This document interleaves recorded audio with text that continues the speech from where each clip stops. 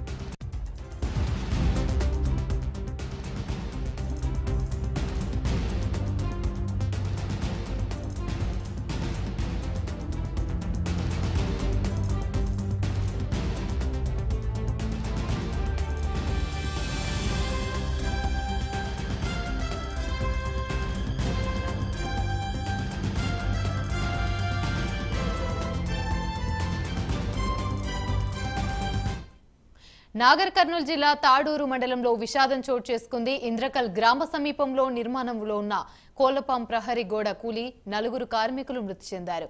మరో 2 కార్మికుల పరిస్థితి విషమంగా ఉంది. 2 గంటలుగా ఈదురుగాలులతో కూడిన భారీ వర్షం పడడంతో వర్షానికి కోళ్లఫామ్ కు సంబంధించిన గోడ కుప్పకూలింది. దీంతో ఈ ప్రమాదం సంభవించింది.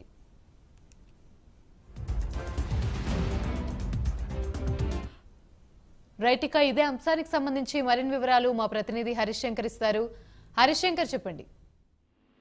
నాగర్ కర్నూలు జిల్లాలో విషాదం చోటు చేసుకుంది.